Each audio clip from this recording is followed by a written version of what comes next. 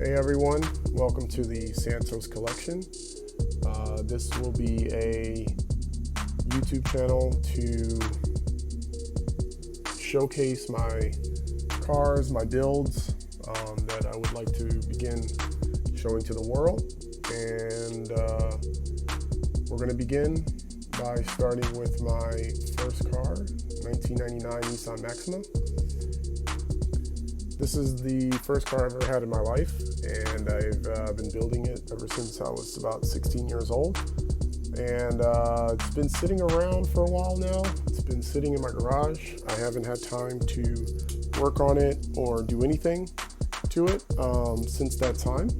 And I would like to resurrect it and bring it back to life. So that's what this build series is going to entail. So thank you again for clicking my video. Alright, so we're beginning this video. As you can see, I kind of got a head start. I didn't show you guys a few of the preliminary or beginning steps to where it was just sitting on the ground and just sitting in the garage rather. So what we're going to do, first step is we're going to work on the front end. So I want to fix some damage that took place a while ago. I've never had time to come back and fix it, but that's what we're going to do today. So as you can see, first step, I am jacking the car up, and I need to bring it down just so I can pull it outside so that I can work on it.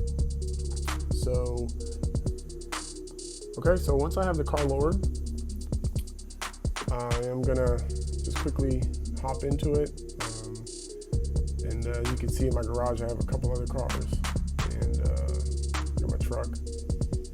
So I grab the key, start up the car. It did start right up. I did need to grab a new battery from it just being sitting there, but it did just start right up.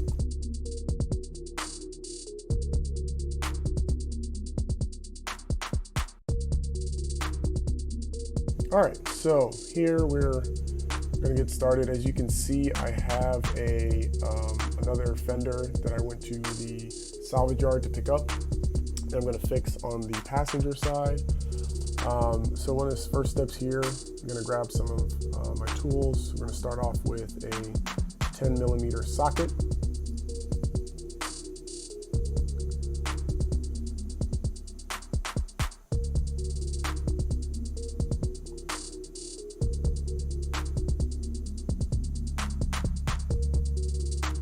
I also grabbed a 10mm wrench just to help me out there. So as we begin this portion, there is some damage already on this fender here.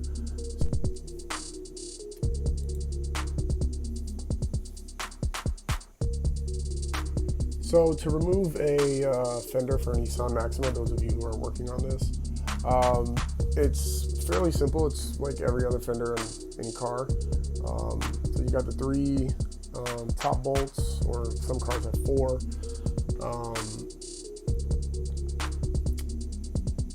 And then you also have the ones under the behind the door.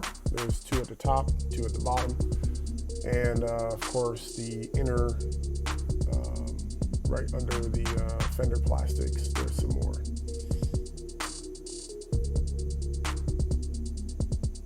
As you can see here, right by the headlight, there are two 10mm bolts. Most of the bolts on most Japanese cars are either 10mm, or 10mm bolts are actually very, very common on Japanese cars. So I go ahead and just get all those removed. Then I went to I'm gonna go and try to open the door here. As you can see, I have to use a pry tool just to get the door open. That's due to the damage that was there when I had an accident a while ago.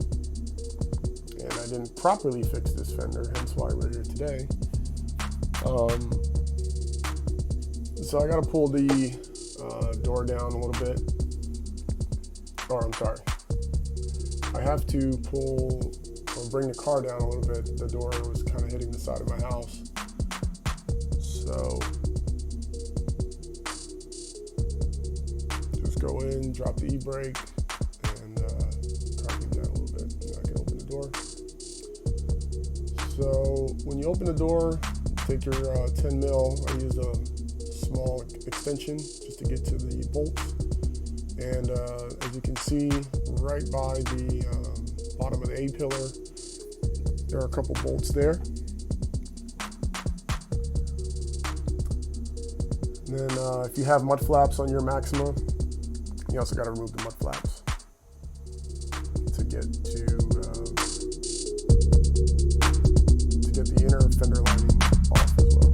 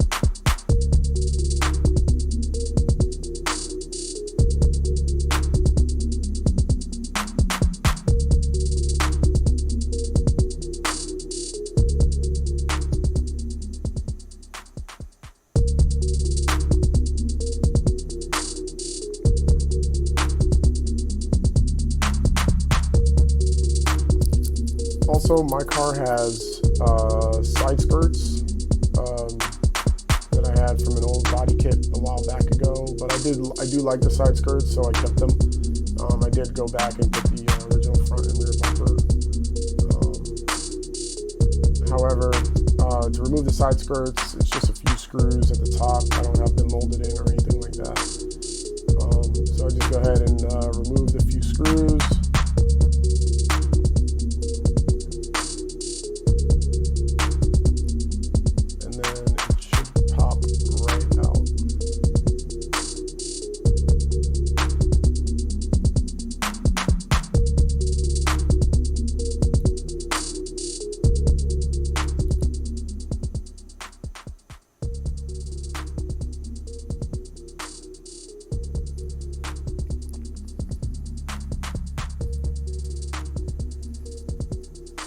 So as you can see, once that pops out, there are two 10 mil bolts at the very bottom of the fender, holding it to the chassis of the car. And you just reach your tool down there and go ahead and start removing those bolts. I did end up breaking one of those 10 mil bolts. It was fairly old, and it just broke right off, so I'm going to have to drill and tap a new one in there once I get the fender repaired, or the new fender repaired and painted, and I'll show you guys that process in another video.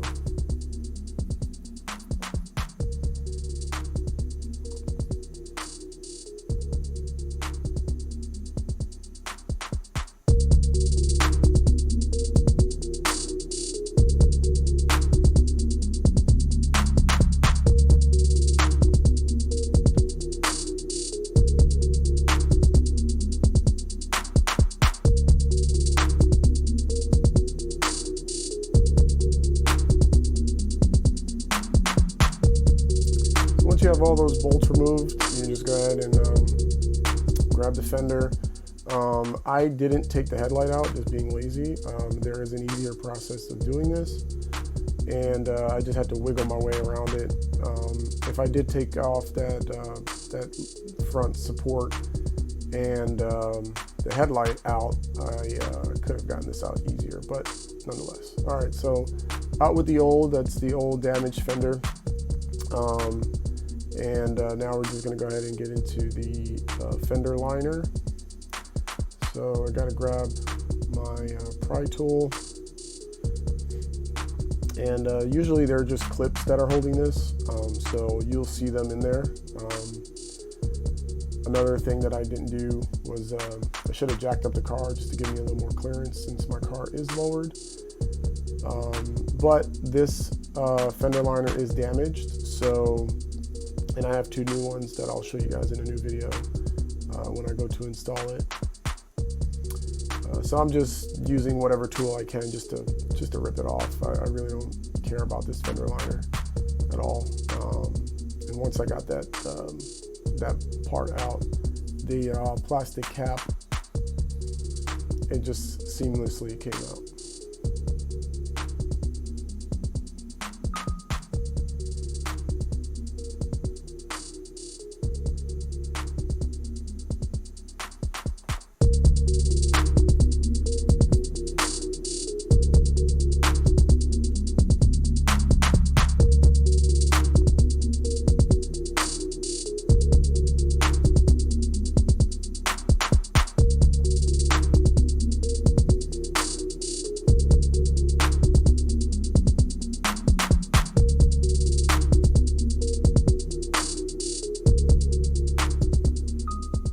This one here was being a little pain. It's at the very top of it, but once I got that popped out, as you can see, got the fender liner off. It is fairly damaged. It's not even complete. So we're gonna replace that in a future video.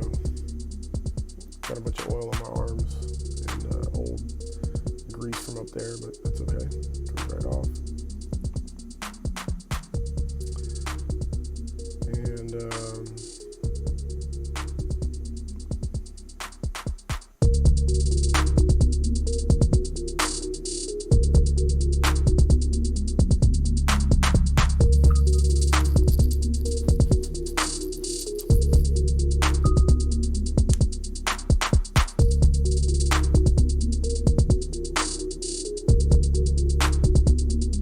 while I was here, I just went ahead and removed some old cabling that I had. I think these were for my underglow kit I had when I was a teenager. Again, I've had this car for a while, so, and now that's, you know, not even a thing. So I'm just gonna go ahead and remove all those cables, the wiring that I used to have for that, since it's no longer necessary. All right, so I'm gonna go ahead and put on the side fender again. And this is a fairly simple process, just replacing the top screws to the side skirt.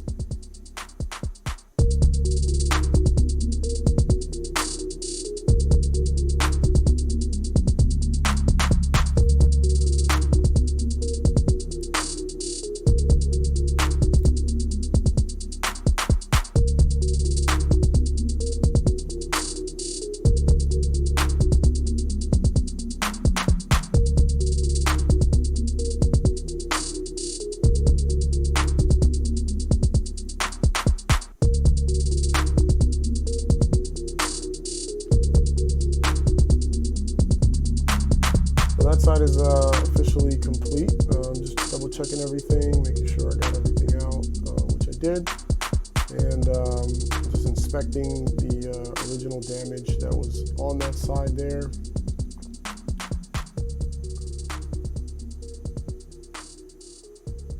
So now I'm going to go ahead and take my same tools, and we're going to go ahead and get the driver's side out as well. Since we are going to also work on the front end, which I already started, but you guys are going to see that when we replace the front crash bar support and the bumper and all that. So this part I'm just going to speed through. Same process as before. Just go ahead and take out 3 bolts at the top, the ones at the side. And I'm just going to zoom past this because I just showed you guys how to do it. On the other side,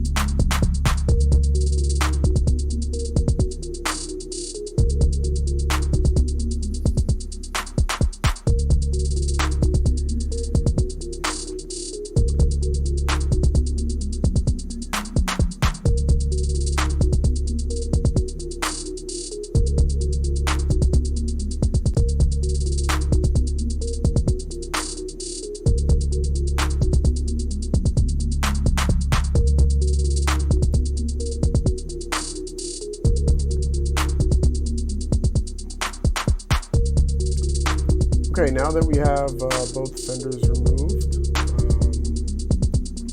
and everything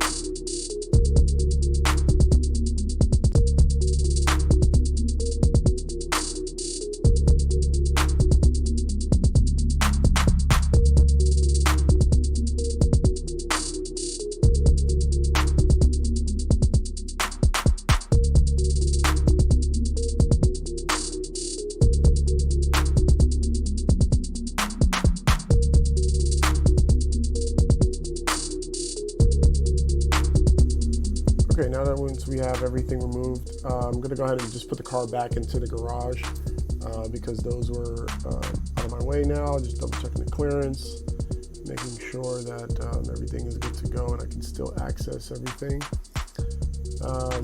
As a good practice, I'm one of those types that I like to just keep my areas clean. Obviously, these were some old leaves that were under those fender wells and side skirts.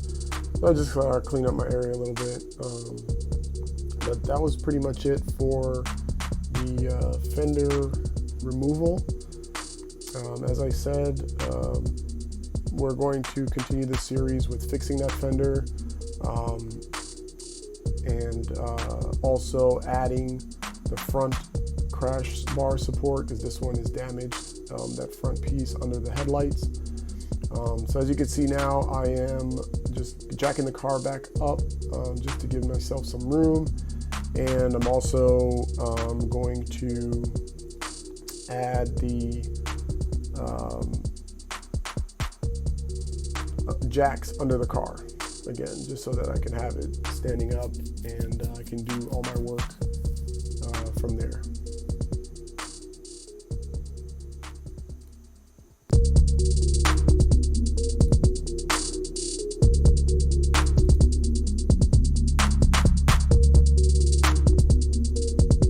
Okay, now that that's done, just going to go ahead and continue cleaning up. Please subscribe and like the video if you liked it, and I will continue making these videos for my car and resurrecting it, bringing it back to life in a much better form. So see you guys on the next video.